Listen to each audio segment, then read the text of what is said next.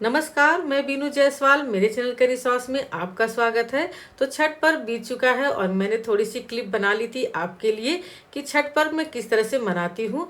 वो क्लिप आपके लिए लेकर आई हूँ ब्लॉग के रूप में। तो यहाँ पर आज है नहाय खाए से व्रत की शुरुआत और मैंने सुबह सुबह स्नान कर लिया है।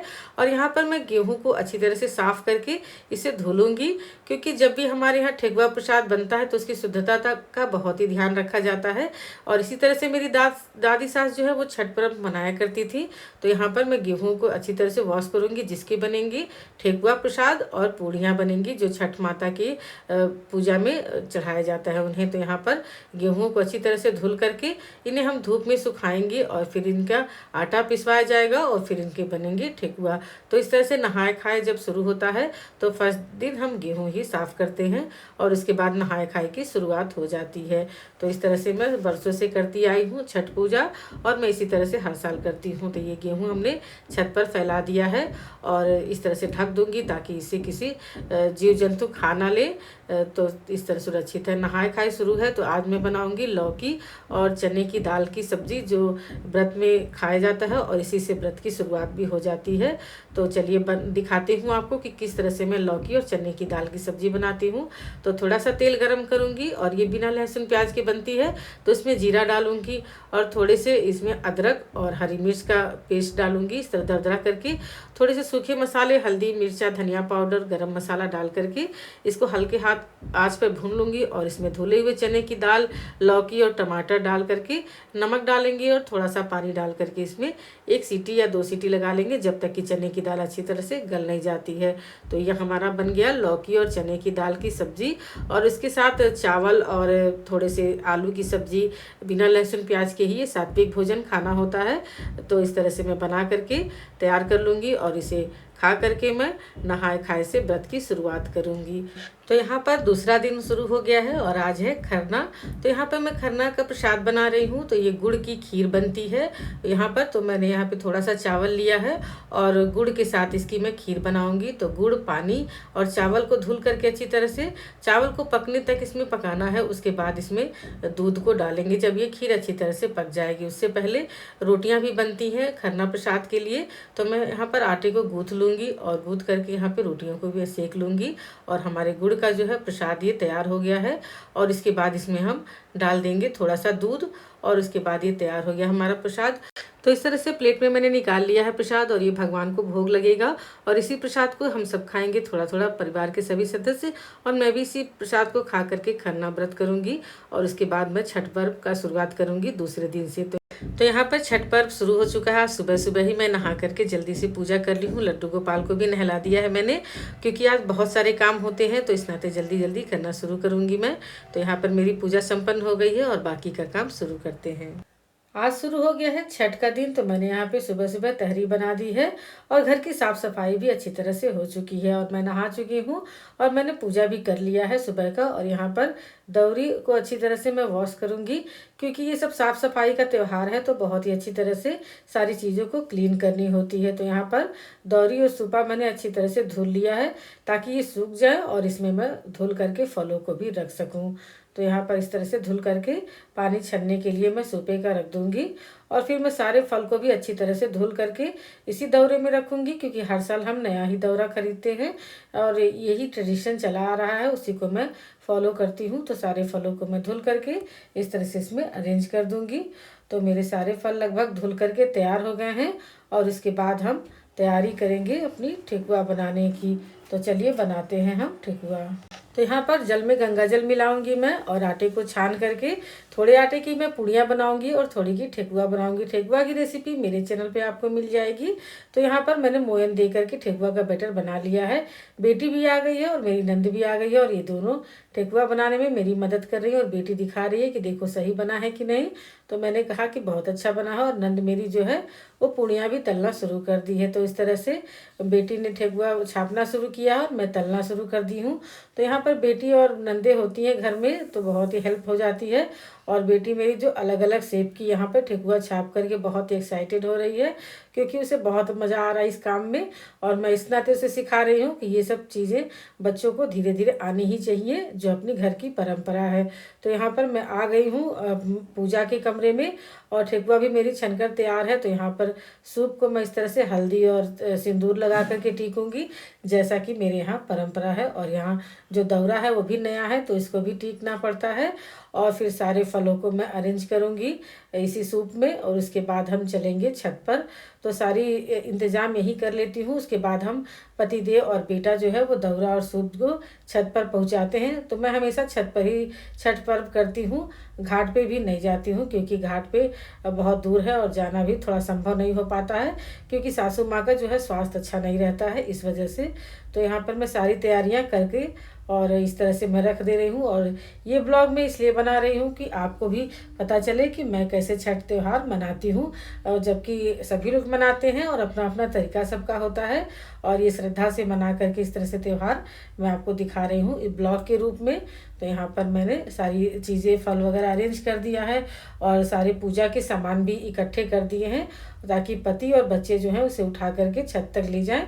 और उसके बाद मैं कपड़े भी बदल लूँगी, ताकि मैं भी तैयार हो जाऊं। और अर्घ के लिए इसका समय भी हो रहा है। तो यहाँ पर गन्ना भी कट चुका है, जो कि मेन प्रसाद भी होता है गन्ने का। तो यहाँ सारी तैयारियां हो गई हैं, और मैं आ गई हूँ तैयार होकर के छत पर। और मैंने स्थापना कर दी है कलश की, और सारे फैमिली मेम्बर भी तैयार होकर के आ गए हैं। और हमारी जीनियाँ जो हैं वो अलग ही एक्साइटेड हैं कि ये क्या हो रहा है।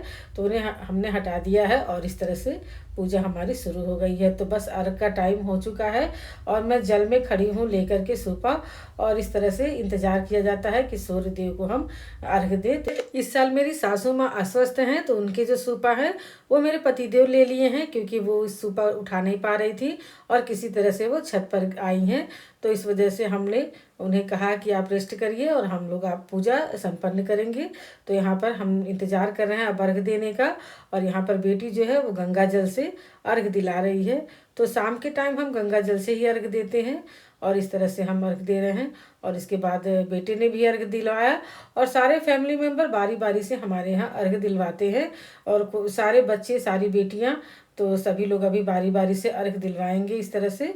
और हम जो है इस तरह अर्घ दे रहे हैं। तो आप भी इसी तरह पूजा करते हैं, कमेंट सेक्शन में बताइएगा मुझे।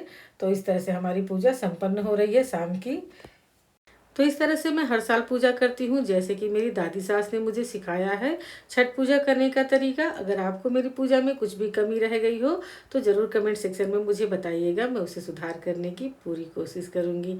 यहाँ पे सूर्यास्त हो चुका है, और हम सब जो है सूर्य भगवान की आरती कर रहे हैं, सारे फैमिली मेम्बर्स मिल करके। तो ये पूजा शाम की यहीं संपन्न होती है, और सुबह सूर्य उदय होने के साथ ये पूजा फिर शुरू होगी। हम सूर्य देव को अर्घ देंगे और आरती करेंगे। उसके बाद हमारा व्रत जो है वो संपूर्ण होगा। तो इस समय निर्जला व्रत मैंने रखा हुआ है, और सारे फैमिली मेम्बर के साथ हम भगवान सूर्य की आरती कर रहे हैं। और इस तरह से हमारी पूजा जो है हर्षोल्लास के साथ हर साल मनाते हैं। तो सासू माँ भी आ गई हैं आरती करने, वो अस्वस्थ हैं, और बेटा उन्हें छत पर ले आया है। तो इस तरह से उन्होंने भी आरती कर ली है, और सारे फैमिली मेम्बर आरती कर चुके हैं। और यहाँ पर बेटी ने फ़ोटो खींचना शुरू किया है फैमिली के साथ, और मैं भी आ गई हूँ कैमरे में। तो यहाँ पर हम सब की फ़ोटो ली जा रही है, और बेटा भी आ गया है, तो दादी के साथ वो भी फ़ोटो ले रहा है। और इस तरह से शाम की पूजा संपन्न हुई। तो सुबह के बज रहे हैं 5, और मैं आ गई हूँ छत पर नहा करके। और मैंने यहाँ सुपेली में जितने भी फल रखे थे उसे बदल दिया है, फ्रेश रख दिया है, और कलश भी स्थापना कर दी है। तो मैं उठ गई थी 4 बजे, और मैंने नहा करके और यहाँ पर मैं सारे जो पूजा होता है वो कर लिया है, और अपने फैमिली मेम्बर्स का मैं इंतज़ार कर रही हूँ। और यहाँ पर हम सूर्योदय का इंतज़ार करते हैं इसी तरह से छठ पूजा में। तो मेरी नंद और उसकी छोटी बेटी नहा करके आ गए हैं छत पर, और ये देखिए सुबह हो रहा है, और सूर्य देवता का इंतज़ार है हमें कि उनकी हम अर्घ दें जब वो निकल कर उदित हों। तो इस तरह से देखिए चारों तरफ किस तरह से लालिमा छाई हुई है, और ये उस समय सुबह के 5 साढ़े 5 बज रहे होंगे करीब। तो उसके बाद अभी देखिए मेरी नंद ने मुझे ये हल्दी और सिंदूर जो है हाथों में इस तरह हम लगाते हैं, ये मेरे यहाँ रिवाज है। आपके यहाँ है रिवाज नहीं, आप ज़रूर कमेंट सेक्शन में मुझे बताइएगा। तो हम यहाँ हल्दी और सिंदूर से यहाँ पर आंचल को और हाथ को इस तरह टीकते हैं। और सिंदूर ये जो नाक से लगाई जाती है तो हमारी परंपरा में है, और ये लगभग सभी लोग लगाते हैं जो छठ पूजा या व्रत करते हैं। जो नहीं करते हैं वो भी लगाते हैं, क्योंकि ये सौभाग्य की निशानी है। तो मैं अपनी नंद को भी सिंदूर लगा दूंगी इस तरह से। और फिर हम पूजा की तैयारी के लिए बैठे हैं इस तरह से। तो यहाँ पर मैं धूप दीप भी जला दूंगी, और इस तरह से पूजा मेरी हो रही है। और अभी सूर्य भगवान जब उदित होंगे तब हम आरती करेंगे। और यहाँ पर कच्चा दूध भी आ गया है, तो क्योंकि दूध से ही समय अर्घ दिलाता है सुबह के टाइम में, तो हम दूध मंगा लेते हैं। और अब मैं खड़े होकर के सूर्य भगवान का इंतजार करूँगी। तो यहाँ पर देखिए मैं इस तरह से मंत्रों का जप कर रही हूँ सूर्य भगवान के। और मैं अर्घ के लिए खड़ी हो गई हूँ जल में, क्योंकि उदित हो गए हैं हमारे सूर्य देव, यहाँ पर हमें दिखाई दे रहे हैं। और पतिदेव भी आ गए हैं नहाकर और अर्घ देना शुरू कर दिए हैं। तो यहाँ हम दूध से अर्घ देंगे, और थोड़ा थोड़ा दूध डाल करके इस तरह से अर्घ देते हैं, जैसा कि सभी को पता है। तो यहाँ पर हम सारे फैमिली मेम्बर्स मिल करके इसी तरह से हर साल छठ का पर्व मनाते हैं। तो चलिए अभी हम अर्घ दे देते हैं, और सारे फैमिली मेम्बर भी हमारे साथ अर्घ देंगे। तो यहाँ पर देखिए मेरा बेटा भी आ चुका है, और वो भी अर्घ दे रहा है हमारे साथ। और बेटी ने भी अर्घ देना शुरू कर दिया है। और बेटा जो है वो मेरी सासू माँ की सुपेली लिया है, क्योंकि सासू माँ अस्वस्थ हैं, तो वो इस बार छठ में पूजा में नहीं आ पाई हैं। तो इस तरह से बच्चे भी अर्घ देना शुरू कर दिए हैं। और मेरी नंदों ने भी अर्घ के दूध जो है वो मेरी सुपेली पे डाल दिया है। सूर्य भगवान अच्छी तरह से निकल गए हैं और हमें आशीर्वाद दे रहे हैं अपना। और यहाँ पर आरती भी मैंने शुरू कर दी है। तो इस तरह से हमारी पूजा संपन्न हुई। हमने सूर्य भगवान और छठी माता का आशीर्वाद लिया। और इस तरह से मैं पुत्र के गले में अब डाल दे रही हूँ माला, और वो सभी बच्चों के गले में डाल देगा। और इस तरह से हम बड़ों का आशीर्वाद लेते हैं, हमारे बच्चे इस तरह से मेरे पैर छूते हैं, और सभी बड़े लोगों का आशीर्वाद बच्चे लेते हैं आज के दिन, क्योंकि ये त्यौहार बहुत ही बड़ा पर्व हमारे लिए होता है।